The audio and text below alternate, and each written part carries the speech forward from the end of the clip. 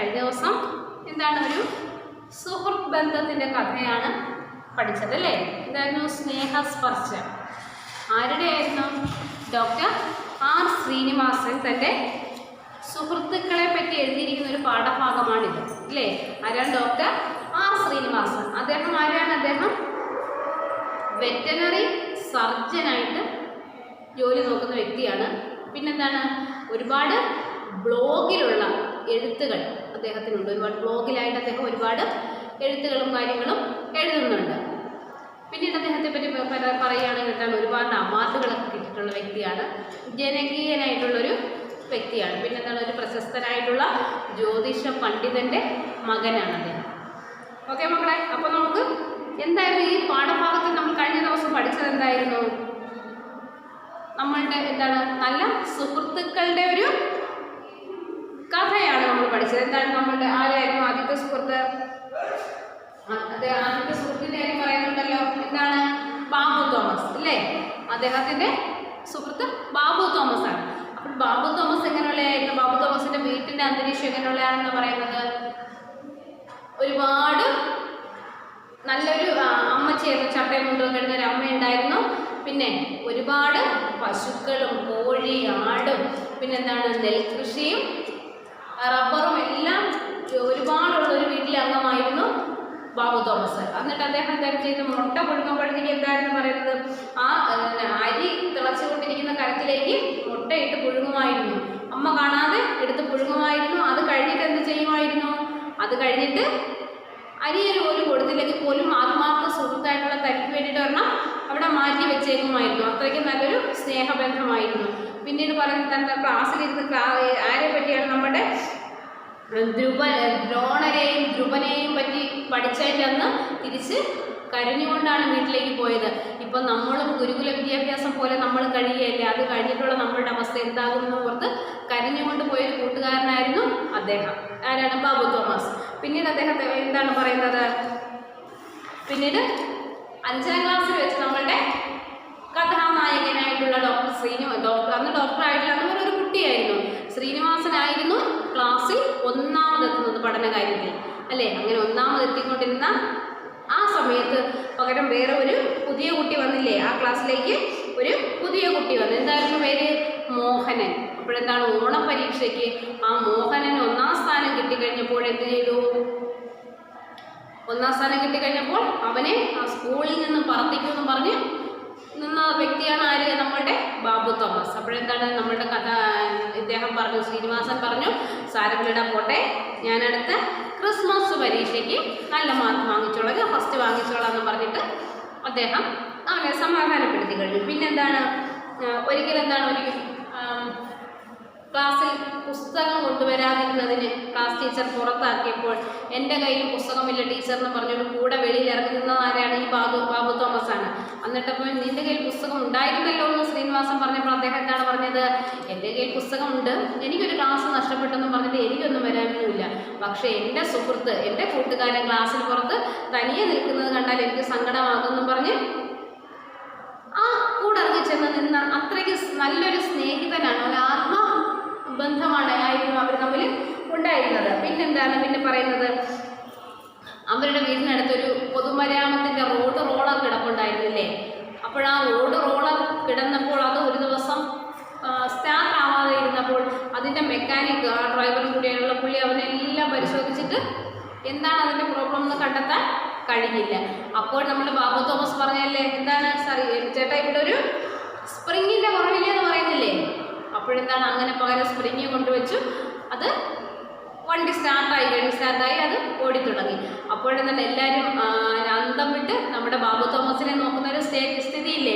അങ്ങനെ ആ നോക്കുന്ന സമയത്ത് എന്താണ് പറയുന്നത്? നമ്മൾ കൂട്ടുകാരനെ വിളിച്ചുകൊണ്ട് പോയിട്ട് വീട്ടിൽ ചെന്നിട്ട് രഹസ്യമായിട്ട് പറയുന്നു, അതിൻ്റെ സ്പ്രിങ് എന്ത് ചെയ്തു? ഞാനാണ് അതിൻ്റെ സ്പ്രിങ് എടുത്തുകൊണ്ട് പോന്നിട്ട് എന്ത് ചെയ്തു? എൻ്റെ വീട്ടിൽ എൻ്റെ മുറിയിൽ അയ കെട്ടിയിരിക്കുന്ന ആ ഒരു സ്പ്രിങ്ങിനകത്താണെന്ന് പറയുന്നില്ലേ അല്ലേ? അതെന്താണ്? ഒരു വളരെ രസികനായിട്ടുള്ള ഒരു കഥാപാത്രമായിരുന്നു, ഒരു വ്യക്തിയാണ് ആര്? നമ്മുടെ ബാബു തോമസ്. പിന്നെ എന്ത് സംഭവിച്ചു? അവർ പറഞ്ഞതുപോലെ തന്നെ ബാബു തോമസിന് എന്ത് പറ്റി? 10ാം ക്ലാസ്സിൽ തോറ്റുപോയി അല്ലേ? പക്ഷെ അദ്ദേഹം 10ാം ക്ലാസ്സിൽ തോറ്റുപോയെങ്കിലും ആ സമയത്ത് അവർക്ക് ആ 10ാം ക്ലാസ് വരെ എത്തിയ ആളിനുവരെയും ജോലി കിട്ടുന്ന അവസ്ഥയായിരുന്നു. അപ്പോൾ ബാങ്കിൽ അറ്റൻഡറായിട്ട് ജോലിയിൽ പ്രവേശിക്കുകയും പിന്നെ ഇപ്പോൾ ക്ലറിക്കൽ പോസ്റ്റ് വരെ എത്തുകയും ചെയ്തു. എന്താണ് എന്നിട്ട് ഇവരിപ്പോഴും എങ്ങനെയാണ് അവർ ആ ദ്രോണരും ധ്രുവരും അല്ലെങ്കിൽ ഇപ്പോഴും നല്ല സുഹൃത്തുക്കളായിട്ട് കഴിഞ്ഞു വരുന്നു. അതാണ് അദ്ദേഹത്തിൻ്റെ ജീവിതത്തിലെ ഏറ്റവും പ്രധാനപ്പെട്ട 2 കൂട്ടുകാരിൽ ഒരാളുടെ കാര്യമാണ് ഈ പറഞ്ഞത്. ആരാണ്? ബാബു തോമസ്. ഇനി നമ്മൾ അടുത്ത ആളിലേക്ക് വരികയാണ് പഠിച്ചത്. ഓക്കെ, നോക്കിക്കോ മക്കളെ. അടുത്ത ഒരു സുഹൃത്തിൻ്റെ കാര്യം പറയാണ്. വാജി. എന്താണ് പേര്? വാജി. മൊത്തം പേര് പറഞ്ഞ് നമ്മൾ ആദ്യത്തെ പ്രതിൽ പറയുന്നുണ്ട്, പാടാൻ തുടങ്ങുന്നിടത്ത് പറയുന്നുണ്ടല്ലോ. എന്താണ്? വാജി അഹമ്മദ്. എന്താണ് പേര്? വാജി അഹമ്മദ്. എന്താണ് വാജി അഹമ്മദിൻ്റെ കാര്യമാണ് ഇനി പറഞ്ഞു വരുന്നത്. വാജി എപ്പോഴാണ് എൻ്റെ ആത്മസുഹൃത്തായതെന്ന് എനിക്ക് ഒരു ഓർമ്മയും ഇല്ല. എപ്പോഴാണ് എൻ്റെ ഏറ്റവും അടുത്ത സുഹൃത്തായത് എന്നുള്ള ഒരു ഓർമ്മയും എനിക്കില്ല. എന്നാൽ വല്ലാത്തൊരു ആഴവും പരപ്പും ആ സൗഹൃദത്തിന് ഉണ്ടായിരുന്നു. ബാബു തോമസിനൊപ്പം എൻ്റെ മനസ്സിൽ ഇടം നേടിയ ഒരേ ഒരാൾ വാജിയായിരുന്നു. വാജി അഹമ്മദ് മിർ ആയിരുന്നു വാജിയുടെ മുഴുവൻ പേര്. ശ്രീനഗറിലായിരുന്നു വാജിയുടെ വീട്. ഓൾ ഇന്ത്യ ടെസ്റ്റ് എഴുതി മണ്ണുത്തി വെറ്ററിനറി കോളേജിൽ പഠിക്കാനായി എത്തിയതായിരുന്നു വാജി. അപ്പോഴും തൻ്റെ മനസ്സിലുള്ള അടുത്ത സുഹൃത്തിൻ്റെ കാര്യം പറയുകയാണ് ഇവിടെ. എന്താണ് പറയുന്നത്? വാജി എപ്പോഴാണ് എൻ്റെ ആത്മാർത്ഥ സുഹൃത്തായതെന്ന് എനിക്ക് ഓർമ്മയില്ല. എന്താണ്? ഒരു ഓർമ്മയില്ല. എന്താണ്? എന്ന് മുതലാണ് എൻ്റെ ആത്മാർത്ഥ സുഹൃത്തായി തുടങ്ങിയത് എന്നുള്ള ഒരു ഓർമ്മയും ആർക്കില്ല? നമ്മുടെ കഥാകൃത്തിന് ഇല്ല. എപ്പോഴാണോ എന്തോ ഓർക്കുന്നില്ല. എന്നാൽ എന്താണ്? വല്ലാത്തൊരു ആഴവും പരപ്പും ആ സൗഹൃദത്തിന് ഉണ്ടായിരുന്നു. എന്നാൽ ഒരു വല്ലാത്തൊരു ആഴവും പരപ്പും, നല്ലൊരു എന്താണ് പറയുന്നത്, ആത്മാർത്ഥമായിട്ടുള്ള ഒരു ആഴവും ഒരു പരപ്പും ആ ഒരു സ്നേഹബന്ധത്തിന് സൗഹൃദത്തിന് ഉണ്ടായിരുന്നു. ബാബു തോമസിനോടൊപ്പം എൻ്റെ മനസ്സിൽ ഇടം നേടിയ ഒരേ ഒരാൾ വാജിയായിരുന്നു.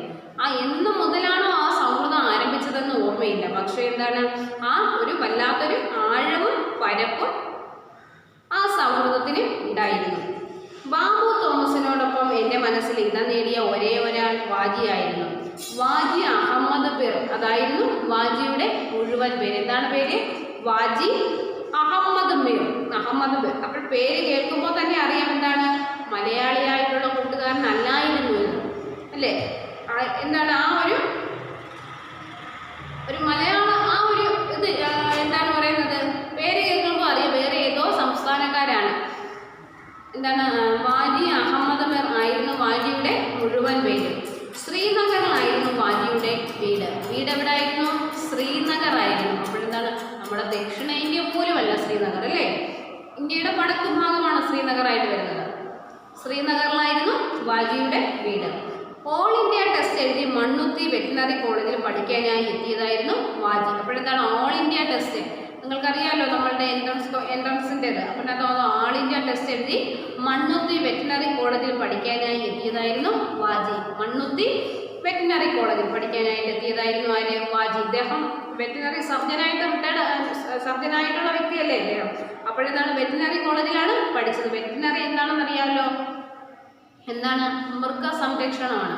നമ്മളിപ്പോൾ മനുഷ്യർ സുഖമില്ലാതെ ഹോസ്പിറ്റലിൽ പോകുമല്ലോ, അതുപോലെ മൃഗങ്ങൾക്ക് നമ്മൾ മൃഗാശുപത്രി എന്ന് പറയത്തില്ലേടോ, അതാണ്. ആ വെറ്റിനറി കഴിഞ്ഞിട്ട് വരുന്ന ഡോക്ടറൊക്കെയാണ് വെറ്റിനറി ഡോക്ടർ ആ മൃഗങ്ങളെയൊക്കെ പരിശോധിക്കുന്നത്. ഇപ്പോൾ നമ്മുടെ വീട്ടിലുള്ള പട്ടിക്കുഞ്ഞിനോ പശുവിനൊക്കെ അസുഖം വരുമ്പോഴത്തേനും നമ്മൾ ഡോക്ടറെ ചെന്ന് കാണുമല്ലോ, അല്ലേ? അവർ എന്താണ് MBBS ഒന്നും കഴിഞ്ഞിട്ട് വരുന്ന ഡോക്ടേഴ്സ് അല്ല, അവർ വെറ്റിനറിയാണ് പഠിച്ചത്. മൃഗസംരക്ഷണം, മൃഗങ്ങളുടെ അസുഖവും കാര്യങ്ങളും. ഇപ്പോൾ നമ്മളിപ്പം MBBS പഠിക്കുന്നതാണെങ്കിൽ എന്താണ്? ഒരു മനുഷ്യൻ്റെ ശരീരത്തിലെ മാറ്റങ്ങളും കാര്യങ്ങളും അസുഖങ്ങളും എല്ലാം കണ്ടെത്താനാണ് നമ്മുടെ MBBS കഴിഞ്ഞുള്ള നമ്മുടെ ഡോക്ടേഴ്സ് ഉള്ളത്.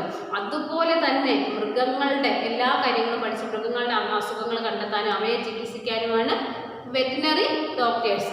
നമ്മുടെ വളർത്തു മൃഗങ്ങളാണെങ്കിൽ പോലും വന്യമൃഗങ്ങളാണെങ്കിൽ പോലും ഇപ്പം നിങ്ങൾ തന്നെ വായിക്കുന്നില്ലേ, നമ്മൾ അപകടത്തിലൊക്കെ പെട്ട് കിടക്കുന്ന ആനയൊക്കെ പോയി എടുത്ത് രക്ഷിക്കുന്നത്, അതെല്ലാം വെറ്റിനറി സർജന്മാരാണ് ചെയ്യുന്നത്. വെറ്റിനറി ഡോക്ടേഴ്സാണ്. അവർക്കൊക്കെ ഓപ്പറേഷനും കാര്യങ്ങളൊക്കെ ചെയ്യണമെങ്കിൽ എല്ലാം ചെയ്യുന്നത് വെറ്റിനറി ഡോക്ടേഴ്സാണ്.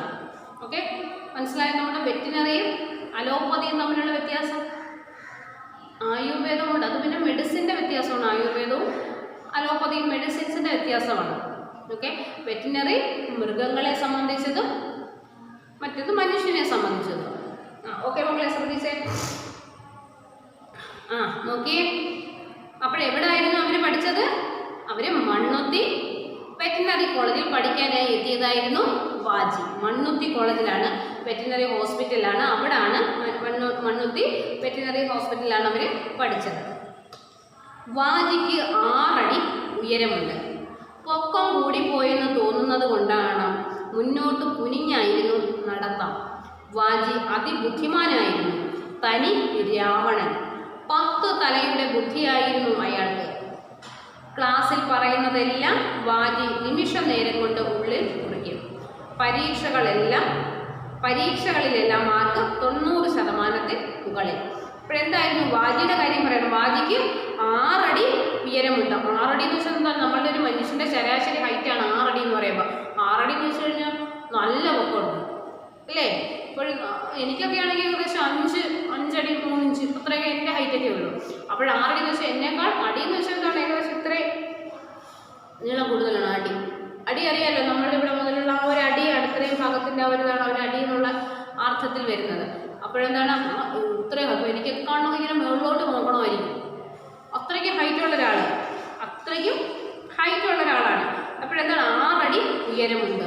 അപ്പോഴെന്താണ് പൊക്കം കൂടിപ്പോയെന്ന് തോന്നുന്നത് കൊണ്ടാകണം മുന്നോട്ട് കുനിഞ്ഞായിരുന്നു നടത്തം. ഹൈറ്റ് കൂടിപ്പോയി എന്നുള്ളൊരു ചിന്ത ഉള്ളത് കൊണ്ടാണ് ശകലമൊന്ന് മുന്നോട്ടൊന്ന് കൂനിയായിരുന്നു. പൊക്കം കൂടിപ്പോയി നമുക്ക് ഒരു തോന്നലുണ്ടാകുമ്പോൾ സ്വാഭാവികമായിട്ട് നമ്മളൊന്ന് കുനിഞ്ഞു പോകും. ഒന്ന് ഇത്തിരി ഹൈറ്റ് കുറയ്ക്കാനുണ്ട്. എന്താണ്? അതുപോലെയാണ് ഇദ്ദേഹം. പൊക്കം കൂടിപ്പോയെന്ന് തോന്നിയത് കൊണ്ടാവണം മുന്നോട്ട് കുനിഞ്ഞായിരുന്നു നടത്തം. മുന്നോട്ടൊന്ന് കുനിഞ്ഞായിരുന്നു നടക്കുന്നത്.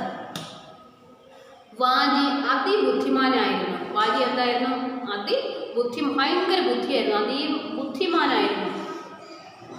എന്താണ്? തനി രാവണൻ. രാവണന്റെ പ്രത്യേകത എന്താണ്? 10 തലയുള്ള ആളാണ് രാവണൻ. നമ്മൾ പറയത്തില്ലേ ദശമുഖൻ.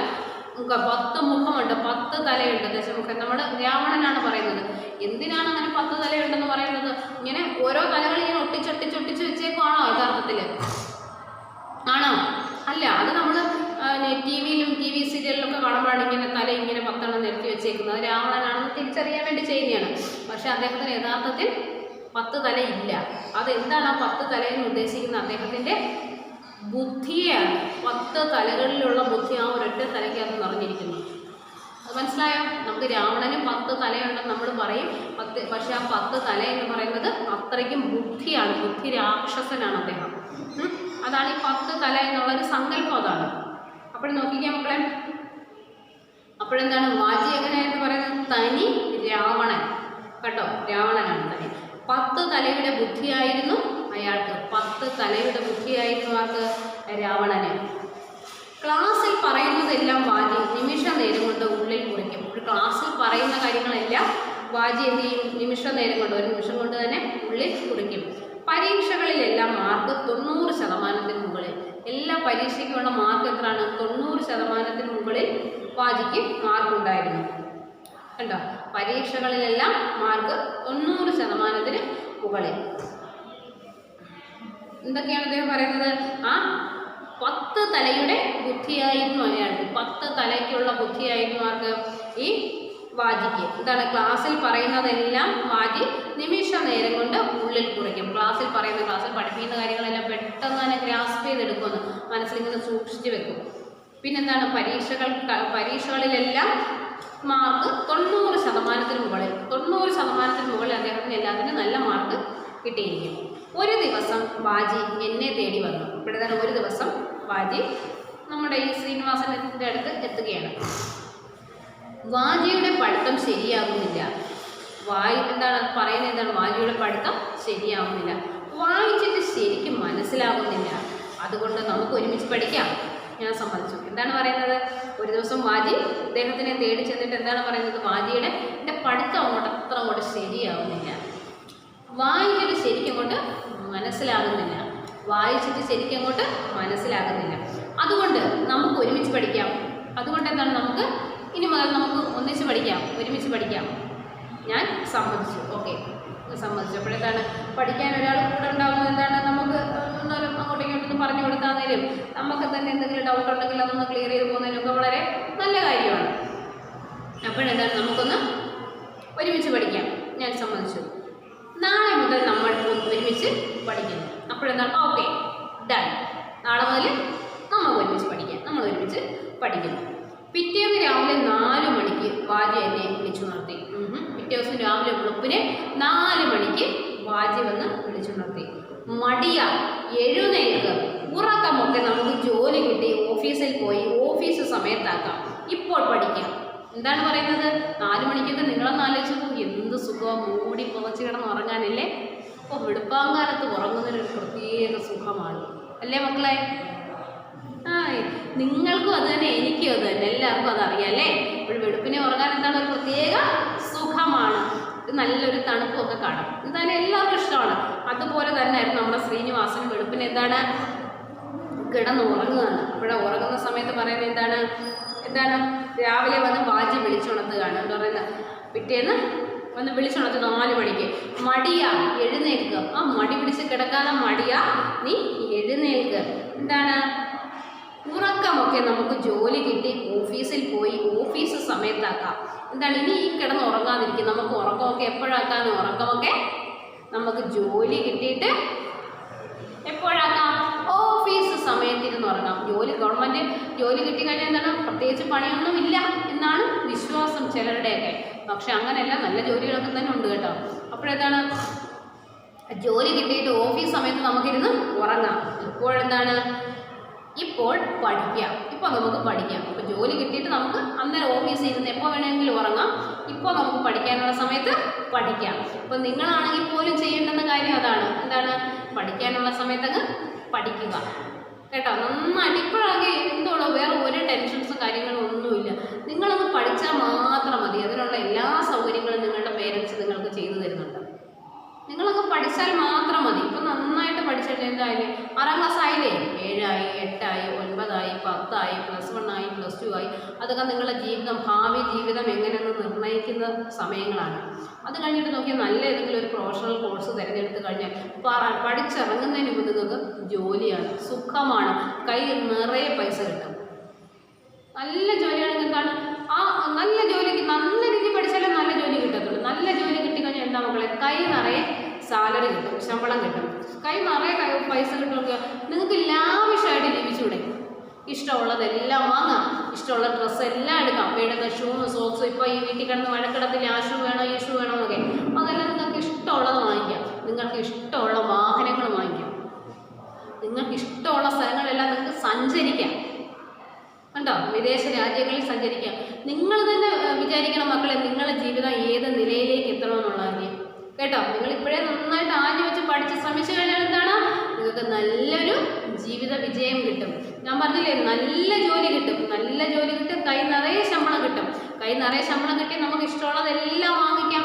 നമുക്ക് വേണ്ടുന്ന വണ്ടി വാങ്ങിക്കാം, നമുക്ക് പോകാനുള്ള സ്ഥലങ്ങളിൽ മൊത്തവും പോകാം, വിദേശ രാജ്യങ്ങളിൽ പോകണമെങ്കിൽ അത് പോകാം. എല്ലാത്തിനും എന്ത് വേണം? ക്യാഷ് കയ്യിലുണ്ടെങ്കിലേ പറ്റുള്ളൂ. അപ്പോൾ ക്യാഷിനായിട്ട് എന്ത് വേണം? നന്നായിട്ട് പഠിക്കുക. നന്നായിട്ട് പഠിച്ചു കഴിഞ്ഞാൽ നല്ല ജോലി കിട്ടും. ജോലി കിട്ടിക്കഴിഞ്ഞാൽ നമ്മുടെ ജീവിതം എന്താണ്? ഒരു പുതിയ ലെവലിലേക്ക് എത്തുകയാണ്. അതുകൊണ്ട് ഇത്രയും നാളും മടി പിടിച്ച് ഉളപ്പിയിരുന്ന കുഞ്ഞുങ്ങളെല്ലാം ഇന്ന് മുതൽ ആത്മാർത്ഥമായിട്ട് പഠിച്ചോളാം. Okay, good. അപ്പോൾ നമുക്ക് ബാക്കി പഠിക്കാം. എന്താണ്? അപ്പോഴെന്താണ്? ജോലി കിട്ടിയതിന് ശേഷം നമുക്ക് ഓഫീസിലിരുന്ന് ഉറങ്ങാം. ഇപ്പോൾ നമുക്ക് പഠിക്കാം. പഠിച്ചാൽ ഉടനെ ജോലി കിട്ടുന്ന കാലമായതിനാൽ ഒരു ദിവസം അവധി വന്നാൽ ആ ദിവസത്തെ ശമ്പളം പോയാലോ എന്ന മട്ടിലായിരുന്നു ഞങ്ങൾ. ആഹാ, അപ്പോൾ ഇവരെന്താണ് ചിന്തിക്കുന്നത്? പഠിച്ചാൽ എന്ത് ചെയ്യും? പഠിച്ചിറങ്ങി കഴിയുമ്പോഴേ ജോലി കിട്ടും. പഠിച്ചാൽ ഉടനെ ജോലി കിട്ടുന്ന കാലമായതിനാൽ പഠിച്ചു കഴിഞ്ഞാൽ ഉടനെ എന്താണ്? ജോലി കിട്ടും. അങ്ങനെ ജോലി കിട്ടും. അപ്പോഴെന്താണ്? ഒരു ദിവസം അവധി വന്നാൽ അങ്ങനെ എന്താണ്? ജോലി കിട്ടിക്കൊണ്ടിരിക്കുകയാണ്, ആ ജോലി ഉണ്ട്. അപ്പോൾ ആ ദിവസം എന്താണ്? ഒരു അവധി വന്നാൽ ആ ദിവസത്തെ ശമ്പളം പോയാലോ എന്ന മട്ടിലായിരുന്നു ഞങ്ങൾ. പഠിച്ചു കഴിഞ്ഞാൽ ജോലിയൊക്കെ കിട്ടും, ജോലി കിട്ടിക്കഴിഞ്ഞാൽ എന്താണ്? ശമ്പളം കിട്ടും. അതൊക്കെ കൊള്ളാം. അപ്പോഴെന്തോ ഒരു ദിവസം അവധിയായി, ഇന്ന് അവധി, അപ്പോൾ ഇന്നത്തെ ശമ്പളം കിട്ടത്തില്ലല്ലോ, എന്നാൽ പിന്നെ ജോലി വേണ്ട.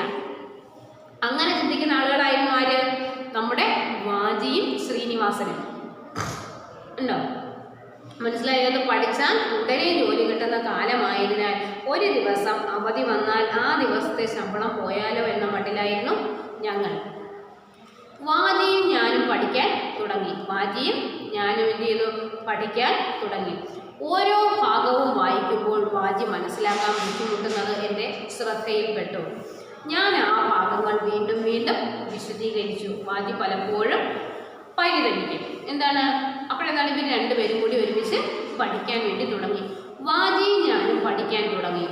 ഓരോ ഭാഗവും വായിക്കുമ്പോൾ വാജി മനസ്സിലാക്കാൻ ബുദ്ധിമുട്ടുന്നത് എൻ്റെ ശ്രദ്ധയിൽപ്പെട്ടു. ഓരോ ഭാഗവും വായിച്ചുകൊണ്ടിരിക്കുമ്പോഴെന്താണ് വാജി പഠിക്കാൻ ബുദ്ധിമുട്ടുന്നത് എൻ്റെ ശ്രദ്ധയിൽപ്പെട്ടു.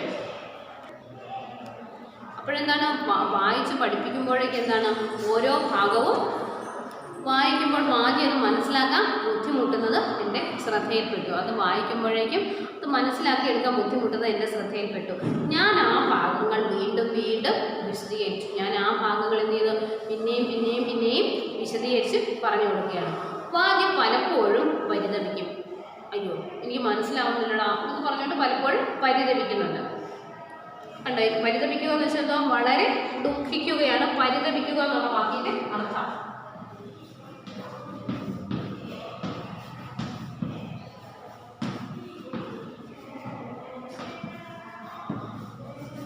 വളരെ ദുഃഖിക്കുക.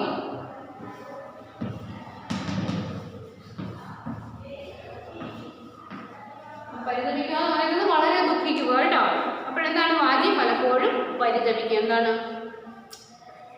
എനിക്ക് മനസ്സിലാവുന്നില്ലല്ലോ, എനിക്ക് മനസ്സിലാവുന്നില്ല, ഒന്നും കൂടെ പറഞ്ഞു തരുമോ എന്നൊക്കെ പറഞ്ഞ് വിഷമിക്കുന്നത്, വളരെ ദുഃഖിക്കുന്നത് ഉണ്ടോ. വാജി പലപ്പോഴും പരിതപിക്കും. പലപ്പോഴും ഇങ്ങനെ ബുദ്ധിമുട്ടുന്നുണ്ട്. നോക്കിക്കേ, എന്ത് പറ്റി എൻ്റെ തലമണ്ടയ്ക്ക് അങ്ങ് ശരിയായി കയറുന്നില്ലല്ലോ. എന്താ പറയുന്നത്, എന്ത് പറ്റി എൻ്റെ തലയ്ക്ക് എന്ത് പറ്റി, എൻ്റെ ബുദ്ധിക്ക് എന്ത് പറ്റി, എനിക്കൊണ്ട് ശരിയായിട്ട് ഇങ്ങോട്ട് തലയിലോട്ട് കയറുന്നില്ലല്ലോ. നമ്മൾ പറയത്തില്ല ഇടയ്ക്കിടയ്ക്ക് എന്താണോ പഠിച്ചിട്ട് മനസ്സിലാവുന്നില്ല, എന്താണോ ബുദ്ധിക്ക് എന്ത് പറ്റി നമ്മൾ പറയുമല്ലോ സ്വാഭാവികമായിട്ട്. അതുപോലെയാണ് കേട്ടോ. എന്ത് പറ്റി എൻ്റെ തലമണ്ടയ്ക്ക് അങ്ങ് ശരിയായി കയറുന്നില്ല, ഇങ്ങോട്ട് തലയിലോട്ട് അങ്ങോട്ട് നേരെ കയറുന്നില്ല. അതൊരു തുടക്കമായിരുന്നു. പിന്നെ എന്നും രാവിലെ 4 മണിക്ക് വാജി എന്നെ വിളിച്ചുണർത്തും. അതെന്താണ്, ഒരു തുടക്കമായിരുന്നു. പിന്നെ എല്ലാ ദിവസവും രാവിലെ 4 മണിക്ക് വാജി എന്നെ വിളിച്ചുണർത്തും. ഒരു നിമിഷവും കളയാതെ ഞങ്ങൾ പഠിക്കും. 4 മണിക്ക് വാജി വന്ന് വിളിച്ചുണർന്ന് അന്നേരം ചാടി എടുത്ത് ഫ്രഷായി വന്നിരുന്ന് പഠിക്കും. പരീക്ഷ കഴിഞ്ഞ് മാർക്ക് വന്നപ്പോൾ എൻ്റെ ഗ്രേഡുകൾ വളരെ മെച്ചപ്പെട്ടിരിക്കുന്നു. അപ്പോൾ പരീക്ഷ കഴിഞ്ഞ് മാർക്ക് വന്നപ്പോൾ, ഗ്രേഡ് വന്നപ്പോൾ എന്താണ് എൻ്റെ മാർക്കുകൾ, ആരുടെയാണ് എൻ്റെ എന്ന് പറയുന്നത് ശ്രീനിവാസൻ്റെ. ശ്രീനിവാസൻ്റെ മാർക്കുകൾ ഗ്രേഡുകൾ വളരെ മെച്ചപ്പെട്ടിരിക്കുന്നു. വാജിക്ക് എല്ലാത്തിനും 95% മാർക്ക് കൂടുതലുണ്ട്. വാജിക്ക് എല്ലാത്തിനും 95% മാർക്കിൽ കൂടുതൽ. 90% മാർക്ക് കിട്ടിക്കൊണ്ടിരുന്ന വാജിക്ക് ഇപ്പോൾ എത്രയുണ്ട്, 95% മാർക്കിൽ കൂടുതലുണ്ട്. അപ്പോഴെന്താണ് നമ്മുടെ ശ്രീനിവാസൻ്റെയും ഗ്രേഡ് വളരെയധികം ഉയർന്നു കഴിഞ്ഞു. പെട്ടെന്ന് എനിക്കൊരു സംശയം, ഒന്നും അറിയാൻ പാടില്ല എന്ന് ഭാവിക്കുന്ന വാജി എങ്ങനെ ഇത്ര മാർക്ക് നേടി? ഒന്നും അറിയത്തില്ലയോ, എനിക്ക് മനസ്സിലാവുന്നില്ലല്ലോ, എൻ്റെ തലയിൽ കയറുന്നില്ലല്ലോ എന്ന് പറഞ്ഞുകൊണ്ടിരിക്കുന്ന വാജി എങ്ങനെ ഇത്ര മാർക്ക് നേടി? ഞാനത് വാജിയോട് തന്നെ ചോദിച്ചു. അപ്പോൾ ഞാൻ എന്ത് ചെയ്തു, അത് വാജിയോട് തന്നെ ചോദിച്ചു. നിനക്കൊന്നും മനസ്സിലാകുന്നില്ല എന്ന് പറഞ്ഞിട്ട് നിനക്ക് എങ്ങനെയുണ്ടോ 95% കൂടുതൽ മാർക്ക് കിട്ടി ചോദിച്ചു കേട്ടോ. ശ്രീനിവാസ, നിങ്ങൾ പറഞ്ഞത് ശരിയാണ്. ഇപ്പോഴെന്താണ് വാജി പറയാണ്, ശ്രീനിവാസ നിങ്ങൾ പറഞ്ഞത് ശരിയാണ്. എനിക്ക് ഒന്നും അറിയാൻ മേലെന്ന് ഞാൻ അഭിനയിക്കുകയായിരുന്നു. എന്താണ്, എനിക്കൊന്നും അറിയാൻ മേലെന്ന്, എനിക്കൊന്നും അറിയാൻ വയ്യാന്ന്, അറിയാൻ വയ്യെന്ന് ഞാൻ അഭിനയിക്കുക. ഞാൻ വെറുതെ പറഞ്ഞതാണ്, ഞാൻ വെറുതെ ഒന്ന് അഭിനയിച്ചതാണ്. എനിക്കൊന്നും അറിയാൻ മേലെന്ന് ഞാൻ അഭിനയിക്കുകയായിരുന്നു. അങ്ങനെ എന്നെ പഠിപ്പിച്ച് നിങ്ങളുടെ ഗ്രേഡ് നന്നായി കൂടിയില്ലേ? എന്താണ് അതിന് കാരണം? അങ്ങനെ എനിക്കൊന്നും അറിയാൻ മേലെന്ന് പറഞ്ഞ് ഞാൻ അഭിനയിച്ചപ്പോൾ എന്നെ പഠിപ്പിച്ച് നിങ്ങളുടെ ഗ്രേഡ് നന്നായിട്ട് കൂടിയില്ലേ? അതായിരുന്നു എൻ്റെ ആവശ്യം. എൻ്റെ ആവശ്യം അതായിരുന്നു. എനിക്ക് മനസ്സിലാക്കാൻ കേട്ടോ, എനിക്ക് പഠിക്കാൻ ഒന്നുമല്ല, ഞാൻ വെറുതെ പറഞ്ഞാണ്, എനിക്ക് അറിയത്തില്ലെന്നുള്ള ഞാൻ വെറുതെ പറഞ്ഞു. പക്ഷേ എന്നെ പഠിപ്പിക്കാൻ വേണ്ടി നിങ്ങൾ പഠിച്ച് നിങ്ങളുടെ ഗ്രേഡ് നന്നായിട്ട് കൂടിയില്ലേ? അതായിരുന്നു എൻ്റെ ആവശ്യം. എൻ്റെ ആവശ്യം എന്താണ്? അതായിരുന്നു. ഒരു നല്ല സുഹൃത്ത് എന്ന് വെച്ചാൽ എന്താണെന്ന് ഇപ്പോൾ മനസ്സിലായില്ലേ? ഒരു നല്ല സുഹൃത്ത് എന്ന് വെച്ചാൽ എന്താണെന്ന് ഇപ്പോൾ മനസ്സിലായില്ലേ എന്ന് ആര് ചോദിക്കുകയാണ്? വാജി ശ്രീനിവാസനോട് ചോദിക്കുകയാണ്. കണ്ടോ മക്കളെ, ഞാൻ പറഞ്ഞില്ലേ, നമ്മളെപ്പോഴും സുഹൃത്തുക്കളെ തിരഞ്ഞെടുക്കുമ്പോൾ നല്ല സുഹൃത്തുക്കളെ തിരഞ്ഞെടുത്തു കഴിഞ്ഞാൽ എന്താണ്, നമ്മുടെ ജീവിത വിജയം ഉണ്ടാകുന്ന ഒരുപാട് കാര്യങ്ങൾക്കുള്ള സഹായങ്ങൾ അവർ ചെയ്തു തരും. നമ്മുടെ ആ സുഹൃത്തുക്കൾ ചെയ്തു തരുന്നുണ്ട് കേട്ടോ. എന്താണ് പറയുന്നത്? ആ ശ്രീനിവാസ, നിങ്ങൾ പറഞ്ഞത് ശരിയാണ്, എനിക്ക് ഒന്നും അറിയാൻ പാടില്ലെന്ന്, ഞാൻ അറിയാൻ മേലെന്ന് വെച്ചാൽ അറിയില്ല എന്നുള്ള കാര്യമാണ്. അത് നമുക്ക് ഓരോ സ്ഥലത്തെ സംസാര ശൈലികൾ പ്രത്യേകമാണ്. അറിയാൻ മേലെന്ന് എന്നൊക്കെ പറയുന്നത്. അറിയാൻ മേലെന്ന് ഞാൻ അഭിനയിക്കുകയായിരുന്നു. അങ്ങനെ എന്നെ പഠിപ്പിച്ച് നിങ്ങളുടെ ഗ്രേഡ് നന്നായി കൂടിയില്ലേ? അതായിരുന്നു എൻ്റെ ആവശ്യവും. ഒരു നല്ല സുഹൃത്ത് എന്ന് വെച്ചാൽ എന്താണെന്ന് ഇപ്പോൾ മനസ്സിലായില്ലേ? ഒരു നല്ല സുഹൃത്ത് എന്ന് വെച്ചാൽ എന്താണെന്ന് ഇപ്പോൾ മനസ്സിലായില്ലേ? വാജി പൊട്ടിച്ചിരിച്ചു. എന്നിട്ട് വാജി പൊട്ടിച്ചിരിക്കുകയാണ്. ഒരു ബെസ്റ്റ് ഫ്രണ്ടിൻ്റെ ശീതളഛായയുടെ സുഖം ഞാൻ ആദ്യമായി മനസ്സിലാക്കുകയായിരുന്നു അപ്പോൾ. എന്താണ് ഒരു ബെസ്റ്റ് ഫ്രണ്ട്? നല്ലൊരു സുഹൃത്ത്. അത് ആ ഒരു സുഹൃത്തിൻ്റെ ശീതളഛായ, നമ്മുടെ ചായ എന്ന് പറയുമ്പോൾ എന്താണ്? നിഴൽ. ശീതളഛായ നല്ല തണുത്ത ഒരു നിഴൽ. ചായ എന്ന് പറയുന്ന നിഴലാണ് കേട്ടോ. ചായ നിഴൽ. നമ്മൾ വേറെ ഒരു ചായ പറയുന്നുണ്ട്. എന്താണെന്നറിയോ? നമ്മളെ വീട്ടിലെ ചേട്ടനും അനിയനൊക്കെ കാണുമ്പോഴത്തെ അവർ രണ്ടുപേരും ഒരേ ചായ ആണെന്ന് പറയത്തില്ലയോ? ഒരേ ഫേസ് കട്ട്. നമ്മളുടെ ഇരട്ട കുഞ്ഞുങ്ങളെ കണ്ടിട്ടില്ല? ഇരട്ട കുട്ടികൾ, ചില കുട്ടികൾ എന്താണ് ഒരുപോലെ ഇരിക്കുന്ന ആളുകൾ കാണത്തില്ല, ഒരേ മുഖത്തേക്കുള്ള ആളുകൾ കാണുമല്ലോ. അപ്പോഴെന്താണ് ഛായ എന്ന് പറയുന്നത് നമുക്ക് നിഴൽ എന്നുള്ള അർത്ഥവുമുണ്ട്. പിന്നെന്തുണ്ട് അർത്ഥം? ഒരേ ഷേപ്പ് എന്നുള്ള നമുക്ക് അതിന് ഛായ എന്ന് നമ്മൾ പറയാറുണ്ട്. അപ്പോഴെന്താണ് പറയുന്നത്? ഒരു ബെസ്റ്റ് ഫ്രണ്ടിൻ്റെ ശീതള ഛായയുടെ സുഖം, ആ തണുപ്പായിട്ടുള്ള ഒരു നിഴലിൻ്റെ ആ ഒരു സുഖം ഞാൻ ആദ്യമായി മനസ്സിലാക്കുകയായിരുന്നു അപ്പോഴെന്താണ് നമ്മളുടെ അതേസമയം വേറെ ആത്മാർത്ഥമായിട്ട് സ്നേഹിച്ചിരുന്ന ബാബു തോമസ് ഉണ്ടല്ലോ. ബാബു തോമസ് എന്തായാലും പക്ഷെ പഠനകാര്യത്തിലൊന്നും നമ്മുടെ ഈ കഥാനായകനെ അത്ര അങ്ങോട്ട് സഹായിച്ചിട്ടില്ല. കാര്യം എന്ന് വെച്ചാൽ പുള്ളിക്കാരൻ പഠിക്കാൻ മണ്ടനായിരുന്നു. ഇവിടെ മിടുമിടുക്കനായിട്ടുള്ള വാജിയായിരുന്നു. വീണ്ടും തൻ്റെ സുഹൃത്തിന് കൂടുതൽ മാർക്ക് കിട്ടണമെന്ന് ആഗ്രഹിച്ച് ഒരുമിച്ച് പഠിക്കാൻ ഇനി പഠിപ്പിച്ചതാന്നുള്ള രീതിയിൽ ചെന്നിരുന്ന് മാർക്ക് വാങ്ങിപ്പിച്ചു സുഹൃത്തിനെ. നോക്കിയ മക്കളെ, എന്താണ് ആ ഒരു ബെസ്റ്റ് ഫ്രണ്ടിൻ്റെ ശീതളച്ചായയുടെ സുഖം ഞാൻ ആദ്യമായി മനസ്സിലാക്കുകയായിരുന്നു അപ്പോൾ. 1981 പഠനം കഴിഞ്ഞ് പിരിഞ്ഞെങ്കിലും ഭാരതത്തിൻ്റെ രണ്ടറ്റത്ത് ജീവിച്ച ഞങ്ങൾ ആ സൗഹൃദം കൈവിടാതെ സൂക്ഷിച്ചു. കത്തുകൾ, ഫോൺ സന്ദേശങ്ങൾ, അങ്ങനെ ആ ബന്ധം തുടർന്നു. എന്താണ് ആ 1981 എന്ത് ചെയ്തു? പഠനം കഴിഞ്ഞ് പിരിഞ്ഞു. അവർ പഠിത്തമെല്ലാം കഴിഞ്ഞിട്ട് പിരിഞ്ഞു കഴിഞ്ഞു. എന്നിട്ട് എന്താണ് ഭാരതത്തിൻ്റെ രണ്ടറ്റത്ത് ജീവിച്ച ഞങ്ങൾ. അദ്ദേഹത്തിൻ്റെ സ്ഥലം എവിടെയായിരുന്നു? ശ്രീനഗറിലായിരുന്നു. ഇപ്പോൾ ശ്രീനഗറും കേരളവും ഭാരതത്തിൻ്റെ രണ്ടറ്റങ്ങളാണ്. ആ ഭാരതത്തിൻ്റെ രണ്ടറ്റത്ത് ജീവിച്ച ഞങ്ങൾ ആ സൗഹൃദം കെടാതെ സൂക്ഷിച്ചു. ആ ഒരു സൗഹൃദം, ആ ഒരു സുഹൃത്ത് ബന്ധം കെട്ടുപോകാതെ സൂക്ഷിച്ചു. കത്തുകൾ, ഫോൺ സന്ദേശങ്ങൾ, അങ്ങനെ ആ ബന്ധം തുടർന്നു. അങ്ങനെ കത്തുകളിലൂടെയും ഫോൺ സന്ദേശങ്ങളിലൂടെയും ആ ഒരു ബന്ധം തുടർന്നു. വർഷങ്ങൾ നിരവധി കഴിഞ്ഞു. ഒരു ദിവസം ഞാൻ വാജിയെ ഫോണിൽ വിളിച്ചു. മറുവശത്തു നിന്നും ഒരു സ്ത്രീ ശബ്ദം. അപ്പോൾ ഒത്തിരി വർഷങ്ങൾക്ക് ശേഷം ഒരു ദിവസം എന്ത് ചെയ്തു? ഞാൻ വാജിയെ ഫോണിൽ വിളിച്ചു. വാജിയെ ഫോണിൽ വിളിച്ചു. മറുവശത്ത് നിന്ന് അപ്പുറത്തെ സൈഡിൽ നിന്ന് എന്താണ് ഒരു സ്ത്രീ ശബ്ദം, ഒരു പെൺകൊച്ചിൻ്റെ ശബ്ദം, ഒരു പെണ്ണിൻ്റെ ശബ്ദം, ഒരു സ്ത്രീയുടെ ശബ്ദം. ഹലോ, ശ്രീനിവാസൻ മാമനല്ലേ? എന്താണ് പറയുന്നത്? ആ ഒരു പെൺശബ്ദം എന്താണ് ചോദിക്കുന്നത്? ഹലോ, ശ്രീനിവാസൻ മാമനല്ലേ? ഇത് ഞാനാ, മെദിഹ. എന്തൊക്കെയുണ്ട് വിശേഷങ്ങൾ? എന്താണ് പറയുന്നത്? ഹലോ, ശ്രീനിവാസൻ മാമനല്ലേ? ഇത് ഞാനാ, മെദിഹ. എന്തൊക്കെയുണ്ട് വിശേഷങ്ങൾ? അപ്പുറത്തേക്ക് ഫോൺ എടുത്ത ആ സ്ത്രീ ശബ്ദം ചോദിക്കുന്നതാണ്. ശ്രീനിവാസൻ മാമനല്ലേ? ഇത് ഞാനാണ്, മെദിഹ. പേര് മെദിഹ. എന്തൊക്കെയുണ്ട് വിശേഷങ്ങൾ?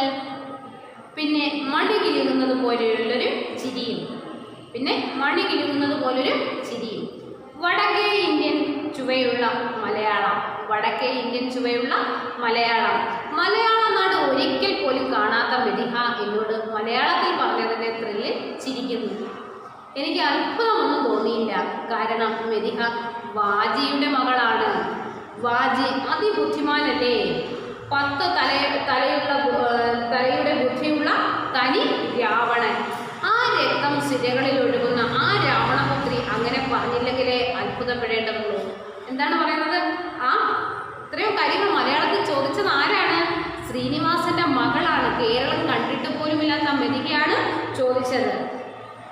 കണ്ടോ? എന്നിട്ട് എന്താണ്? ആ ശ്രീനിവാസ മാമനല്ലേ ഇത് ഞാന് മെതിക. എന്തൊക്കെയുണ്ട് വിശേഷങ്ങൾ? പിന്നെ മണി കിലുങ്ങുന്നത് പോലൊരു ചിരിയും. വടക്കേ ഇന്ത്യൻ ചുവയുള്ള മലയാളം. വടക്കേ ഇന്ത്യൻ ചുവയുള്ള മലയാളം. മലയാള നാട് ഒരിക്കൽ പോലും കാണാത്ത മെതിക എന്നോട് മലയാളത്തിൽ പറഞ്ഞതിൻ്റെ ത്രിയിൽ ചിരിക്കുന്നു. അപ്പോൾ കേരളം കണ്ടിട്ട് പോലും ഇല്ലാത്ത കുട്ടി, ആ കുട്ടി എന്നോട് മലയാളത്തിൽ സംസാരിച്ചതിൻ്റെ ആ ഒരു സന്തോഷത്തിൽ, ആ ഒരു ത്രില്ലിലാണ് ചിരിക്കുന്നത്. എനിക്ക് അത്ഭുതമൊന്നും തോന്നിയില്ല. അത് കേട്ട് എനിക്ക് വലിയ അത്ഭുതമൊന്നും തോന്നിയില്ല. കാരണം എന്താ? മെതിക വാജിയുടെ മകളാണ്. മെതിക എന്ന് പറഞ്ഞ കുഞ്ഞ് ആരുടെ? വാജിയുടെ മകളാണ്. വാജി അതിബുദ്ധിമാനല്ലേ? ഇവിടെ അതിബുദ്ധി, രാവണന്റെ ബുദ്ധിയല്ലേ? എന്താണ്? വാജി അതിബുദ്ധിമാനല്ലേ? 10 തലയുടെ ബുദ്ധിയുള്ള തനി രാവണൻ. 10 തലയുടെ ബുദ്ധിയുള്ള ആളാണ് ആര്? വാജി അല്ലേ? തനി രാവണൻ. ആ രക്തം സിരകളിൽ ഒഴുകുന്ന ആ രാവണപുത്രി. അങ്ങനെ പറഞ്ഞില്ലെങ്കിലല്ലേ അത്ഭുതപ്പെടേണ്ടതുള്ളൂ. അപ്പോഴെന്താണ്? അത്രയ്ക്കും ബുദ്ധിരാക്ഷസന്റെ മോഡല്ലേ? അപ്പോൾ പെട്ടെന്നൊരു ലാംഗ്വേജ് ഒക്കെ പഠിച്ചെടുക്കാൻ പറ്റുന്നുണ്ട്. അത്രയ്ക്കും ബുദ്ധിയാണ് ആ കുഞ്ഞിന്. ആ കുഞ്ഞിന് ബുദ്ധി എന്ന് വെച്ചാൽ കുഞ്ഞിൻ്റെ അച്ഛൻ അതീവ ബുദ്ധിയാണ്. അപ്പോൾ ആ രക്തം സിരകളിലൂടെ ഒഴുകുന്ന കുട്ടിക്ക് അതിനേക്കാൾ ബുദ്ധി കാണുമല്ലോ. തീർച്ചയായിട്ടും അതായിരിക്കും. അതെന്താണ്? അപ്പോൾ നമ്മുടെ ഡോക്ടർ ആർ ശ്രീനിവാസൻ തൻ്റെ ജീവിതത്തിൽ പരിചയപ്പെട്ട 2 സുഹൃത്തുക്കളുടെ കഥയാണ് ഈ പറഞ്ഞു തന്നതല്ലേ. അപ്പോൾ നിങ്ങളും നിങ്ങളുടെ ജീവിതത്തിൽ സുഹൃത്തുക്കളെ തിരഞ്ഞെടുക്കുമ്പോൾ എപ്പോഴും നല്ല സുഹൃത്തുക്കളെ മാത്രം തിരഞ്ഞെടുക്കാൻ ശ്രദ്ധിക്കണം കേട്ടോ. സുഹൃത്തുക്കൾ വിചാരിച്ചു കഴിഞ്ഞാൽ നമ്മളുടെ ഭാവി ഏത് തലത്തിൽ വേണമെങ്കിലും കൊണ്ടെത്തിക്കാൻ വേണ്ടി പറ്റും അല്ലേ. ഇപ്പം നന്നായിട്ട് പഠിക്കുന്ന ഒരു വാജി സുഹൃത്തായിട്ട് വന്നത് കൊണ്ടല്ലേ ശ്രീനിവാസന് അദ്ദേഹത്തിൻ്റെ മാർക്ക് ഒരുപാട് കൂട്ടാൻ വേണ്ടി സാധിച്ചു. അദ്ദേഹത്തിന് ഒരുപാട് കാര്യങ്ങൾ പഠിക്കാൻ വേണ്ടി സാധിച്ചു. അതേസമയത്താണ് ആത്മാർത്ഥത, സ്നേഹത്തിൻ്റെ പര്യായമായിരുന്നു ബാബു തോമസ്. തനിക്ക് ഉള്ളതിൽ പകുത്തു കൊടുക്കാൻ തയ്യാറായിരുന്നു. പിന്നെന്താണ്? ഒരു കൂട്ടുകാരനെ ക്ലാസ്സിന് പുറത്തിറക്കി നിർത്തിയപ്പോൾ കൂടെ ഇറങ്ങിച്ചെന്ന് നിൽക്കാനുള്ള അത്രയ്ക്കുള്ള ആത്മാർത്ഥമായിട്ടുള്ള, അതെന്ന് വെച്ചാൽ നിങ്ങൾ ചിന്തിക്കണം, കുറേ കൂടെ കുഞ്ഞുങ്ങളായിരുന്നു. ഒരു 2ാം ക്ലാസ് മുതൽ 10ാം ക്ലാസ് വരെ ഒരുമിച്ചപ്പോൾ ഏകദേശം നിങ്ങളുടെയൊക്കെ ഒരു പ്രായത്തിലൂടെ കടന്നു പോകുന്നതാണ് അല്ലേ. ഇത് വാജിയാണെങ്കിലോ, വാജി ഹയർ എഡ്യൂക്കേഷൻ സമയത്തുള്ള സുഹൃത്താണ്. നിങ്ങൾ തന്നെ ഒന്ന് ചിന്തിച്ചേ മക്കളെ. ഇപ്പോഴാണെങ്കിൽ നമ്മളുടെ പാൻപരാഗും കഞ്ചാവും കാര്യങ്ങളും എല്ലാം ഒരുപാട് നമ്മുടെ സമൂഹത്തിൽ ഒരുപാട് ആളുകളുടെ കയ്യിലുണ്ട്. ഒരു കൂടുതലായിട്ട് അവർ സ്കൂൾ കുട്ടികളെയും കോളേജ് കുട്ടികളെയും അതിൻ്റെ ഇരകളാക്കാൻ വേണ്ടി ശ്രമിക്കുന്നു. അപ്പോഴെന്താണ്? എന്തെങ്കിലും മിഠായി കൊടുക്കുകയോ എന്തെങ്കിലും ചോക്ലേറ്റ് ആണെങ്കിലും എന്തെങ്കിലും മധുര പലഹാരങ്ങളാണെന്നുള്ള രീതിയിലെല്ലാം കൈമാറി അതിനെ അങ്ങ് അഡിക്റ്റ് ആക്കുന്നു. അപ്പോൾ പിന്നെ നമുക്കതില്ലാതെ പറ്റാത്ത ഒരു സാഹചര്യം പോലെ നമ്മുടെ ജീവിതത്തിൽ ഉണ്ടാകുന്നുണ്ട്. അങ്ങനെയൊക്കെ നമ്മളുടെ സുഹൃത്തുക്കളിലൂടെ ഒരിക്കലും നമ്മളങ്ങനെ നശിച്ച് പോകരുത്. നമ്മുടെ ജീവിതം ഒരിക്കലും നമ്മളായിട്ട് കൊണ്ടുചെന്ന് നശിപ്പിക്കരുത്. ഒരുപാട് പ്രതീക്ഷയും ഒരുപാട് ആഗ്രഹങ്ങളും കൂടിയാണ് നിങ്ങളുടെ മാതാപിതാക്കൾ നിങ്ങളെ വളർത്തുന്നത്. അവർ നിങ്ങൾക്ക് നല്ല വിദ്യാഭ്യാസം തരുന്നത്. അവരുടെ ആഗ്രഹങ്ങളൊന്നും പാഴായി പോകാതെ നിങ്ങൾ നല്ല രീതിയിൽ പഠിച്ച് നല്ല ജോലിയൊക്കെ വാങ്ങി ജീവിതം നല്ല ഉയരങ്ങളിലേക്ക് കൊണ്ടെത്തിക്കണം. ഒരിക്കലും അത് ഒരു ചീത്ത വഴിയിലൂടെ നമ്മുടെ ജീവിതമായി പോകരുത് കേട്ടോ. അപ്പോഴെന്താണ്? എപ്പോഴും നിങ്ങൾ സുഹൃത്തുക്കളെ തിരഞ്ഞെടുക്കുമ്പോൾ നല്ല പോസിറ്റീവ് എനർജിയുള്ള, നിങ്ങളെ ഒരിക്കലും ചതിക്കില്ല എന്ന് ഉറപ്പുള്ള സുഹൃത്തുക്കളെ മാത്രമേ തിരഞ്ഞെടുക്കാൻ പാടുള്ളൂ കേട്ടോ. അപ്പോഴത് എപ്പോഴും നിങ്ങളത് ശ്രദ്ധിക്കണം, ആ ഒരു കാര്യം. ഓക്കെ മക്കളെ, അപ്പോൾ നമ്മൾ എൻ്റെ അർത്ഥം ഒന്ന് നോക്കിക്കേ. എക്സസൈസ് കൊടുത്തിരിക്കുന്നത് സൈന്യം. സൈന്യം എന്ന് പറയുന്നത് എന്താണ്? പടയാണ്. പട. ബുദ്ധിമുട്ട്, ക്ലേശം, പ്രയാസം ഒക്കെ പറയുമല്ലോ. പിന്നെ എന്താണ്? ശീതളം, തണുപ്പ്, ഉന്മേഷമായ പറഞ്ഞില്ലേ, ശീതളച്ഛായ നമുക്ക് ഇതിനകത്ത് വരുന്നുണ്ട്, പഠിക്കാനുണ്ട്. പിന്നെ സമാധാനിപ്പിക്കുക, ആശ്വസിപ്പിക്കുക. പരിതപിക്കുക, വളരെ ദുഃഖിക്കുക. ഛായ, നിഴൽ. സൗഹൃദം, ബന്ധുത്വം, കൂട്ട്, അതാണ് സൗഹൃദം എന്ന് പറയുന്നത്. ഭാവിക്കുക, നടിക്കുക, അല്ലെങ്കിൽ പുറമെ കാണിക്കുക എന്നൊക്കെ ഭാവിക്കുക പറയും. വിപരീതം നോക്കിക്കേ. ഓർമ്മ, മറവി. തോൽവി, ജയം. സുഖം, ദുഃഖം. കൊടുക്കുക, വാങ്ങുക. രഹസ്യം, പരസ്യം. സംശയം, നിസ്സംശയം. പുതിയ, പഴയ. സമ്മതം വിസമ്മതം. പിരിച്ചെഴുതാനുള്ള നോക്കിക്കേ. വഴിത്താര വഴിയധികം താര. പൊട്ടിച്ചിരിച്ചു പൊട്ടിയധികം ചിരിച്ചു. പുഴുങ്ങി തിന്നുക പുഴുങ്ങിയധികം തിന്നുക. എവിടെയെങ്കിലും എവിടെയധികം എങ്കിലും. ഒന്നുമില്ല ഒന്നും അധികം ഇല്ല. അതായിരുന്നു അത് അധികം ആയിരുന്നു. മാതൃക നോക്കി എനിക്ക് മലനാട് മലയാളികളുടെ നാട്. പിന്നെന്താണ് ബാല്യകാല സുഹൃത്ത് ബാല്യകാലത്തിലെ സുഹൃത്ത്. ശീതള ഛായ ശീതളമായ ഛായ. സ്ത്രീ ശബ്ദം സ്ത്രീയുടെ ശബ്ദം. ഓണപ്പരീക്ഷ ഓണക്കാലത്തെ പരീക്ഷ. ഇനി ചോദ്യം കണ്ടെത്താനുള്ളതുണ്ട്. അത് നോക്കിയാൽ ഞാൻ നിങ്ങൾക്ക് നോട്ട്സിനകത്ത് സെൻഡ് ചെയ്ത് തരാം. ഓക്കെ, അപ്പോൾ മക്കളെ നോട്ട്സ് സെൻഡ് ചെയ്ത് തരുന്നുണ്ട്. നല്ല നീറ്റായിട്ട് വൃത്തിയായിട്ട് ആ പേജ് കറക്റ്റായിട്ട് രണ്ടായിട്ട് തിരിച്ചിട്ട് വേണം അർത്ഥം ഒരു സൈഡിൽ അതിൻ്റെ ആൻസർ അടുത്ത സൈഡിലൊക്കെ എഴുതാൻ. നല്ല നീറ്റായിരിക്കണം. ഒരു നോട്ട് പോലും പെൻഡിങ് വെക്കരുത്. നിങ്ങൾക്ക് കിട്ടുന്നതിൻ്റെ അന്ന് തന്നെ നിങ്ങൾക്ക് എഴുതി കംപ്ലീറ്റ് ചെയ്യണം. അതുപോലെ ക്ലാസ്സുകൾ കൃത്യമായിട്ട് കാണണം. നാളെ കാണാം മറ്റന്നാൾ കാണാമെന്ന് പറഞ്ഞാൽ നമ്മളുടെ വർക്കുകൾ വന്ന് പെൻഡിങ് ആയി പോവുകയാണ് കൂടുതലും. നിങ്ങൾക്ക് ബുക്കൊക്കെ ചെക്ക് ചെയ്യാൻ സ്കൂളിൽ കൊണ്ട് വരേണ്ടതായിട്ടൊക്കെ ഉണ്ട്. അതുകൊണ്ട് എത്രയും വേഗം നോട്ട്സും കാര്യങ്ങളും എല്ലാം എഴുതി കംപ്ലീറ്റ് ചെയ്ത് വെക്കണം കേട്ടോ. അപ്പോൾ നമുക്കിനി അടുത്ത ക്ലാസ്സിൽ കാണാം. Okay children, by.